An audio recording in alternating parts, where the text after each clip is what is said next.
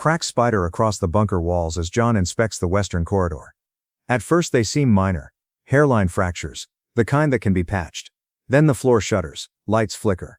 Before anyone can react, the ground convulses violently, and the bunker begins to tear itself apart. Screams echo through the corridors. Sirens wail, concrete collapses as people scatter in blind panic. John pushes through the chaos, calling for Allison. He finds her just as another tremor knocks them both to the floor. Together they search for Nathan. They find him barely conscious, struggling to breathe, his body already reacting to radiation exposure. One look around is enough to understand the truth. The bunker is finished. There will be no repairs, no return. They grab what supplies they can carry, seal their gas masks, and race for the exits.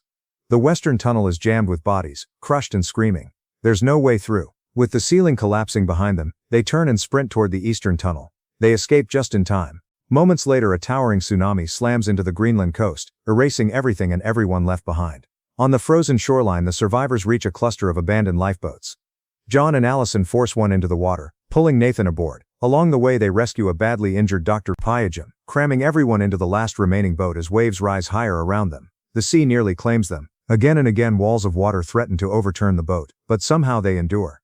After days at sea they reach a drowned Liverpool, where streets have become canals and buildings rise from the water like ruins. At first the city seems deserted, but crowds soon emerge, desperate to enter a government bunker. Soldiers turn people away without authorization. Allison is briefly allowed inside, but chaos erupts when Dr. Pyajim forces his way past the guards and is shot dead. As panic explodes and another radiation storm approaches, the family is forced to flee yet again. They soon meet Samsel, known as Obi, a Nigerian immigrant, who offers to guide them to London in exchange for John's watch. Along the journey, Nathan becomes captivated by Pyajim's belief that the crater left by Comet Clark could be the origin of new life. Their fragile progress ends abruptly when a meteor shower rains down. Obi is killed trying to save his car, leaving the group to salvage supplies and continue on foot. Exhausted, they reach London and find refuge in a sealed hospital wing, run by Allison's sister Mackenzie. That night, John's health declines, and he finally admits the truth. He is dying. He refuses to spend his final days hiding.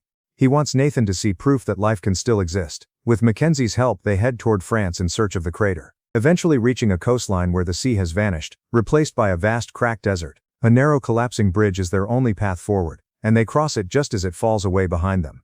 In France, they meet Denis, a man living off-grid with his paralyzed wife and young daughter Sarah. He believes the crater, now called the Promised Land, is humanity's future, and asks John to take Sarah with them.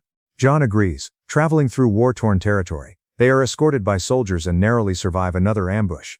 John is shot, but Allison pushes on, driving until the road ends. At last they reach the crater. Instead of death, they find clean water, green plants and living soil. Life has returned. With his purpose fulfilled and his family safe, John dies peacefully at the edge of this reborn world. Carrying grief and hope together, Allison, Nathan and Sarah step forward into the crater, where humanity's next chapter begins.